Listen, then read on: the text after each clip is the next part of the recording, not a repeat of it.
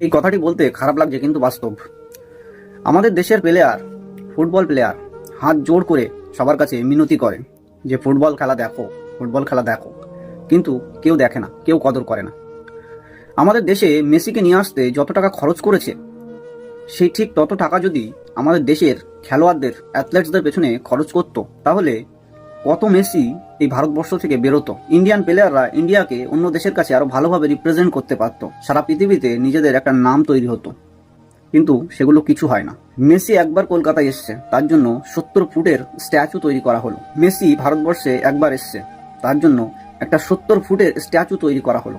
কিন্তু আমাদেরই দেশের একজন মহান খেলোয়াড়, একজন মহান ফুটবলার সুনীল ছেত্রী, সে তার জীবনের 20-25টা বছর খেলায় দিয়ে দিল, দেশের জন্য উৎসর্গ করে দিল, দেশকে দিয়ে দিল। কিন্তু তার জন্য আজও পর্যন্ত একটা না মূর্তি তৈরি হয়েছে কোথাও, না তাকে ভালোভাবে ফেলিসিটেট করা হয়েছে, না কিছু করা হয়েছে। এগুলো সত্যি ভাবতেও খারাপ লাগে। আজকে পুরো ওয়ার্ল্ডে ভারতবর্ষের র্যাঙ্ক যদি আপনি দেখেন, সেটা কোথায় নেমে আছে, কোথায় পড়ে আছে। যদি ভারতবর্ষের খেলোয়াড়দের জন্য একটুও ভাবতো, তাহলে ভারতবর্ষ আজকে কোথায় থাকতো। ভারতবর্ষ সবকিছু করতে পারতো, ওয়ার্ল্ড কাপও জিততে পারতো, সমস্ত কিছু হতো। কিন্তু ইন্ডিয়ান খেলোয়াড়দের কি অবস্থা সেটা আমরা সবাই জানি। ইন্ডিয়াতে শুধুমাত্র একটা খেলাকেই প্রাধান্য বেশি দেওয়া হয়, সেটা হলো ক্রিকেট। আমি বলছি না ক্রিকেট খারাপ, ক্রিকেট খুব ভালো খেলা, ক্রিকেট আমার নিজেরও খুব পছন্দের খেলা। কিন্তু অন্যান্য খেলাগুলোকেও যদি ভারত সরকার একটু নজর দিত, তাহলে আজকে সারা পৃথিবীতে আমাদের অন্যরকম একটা স্থান থাকতো।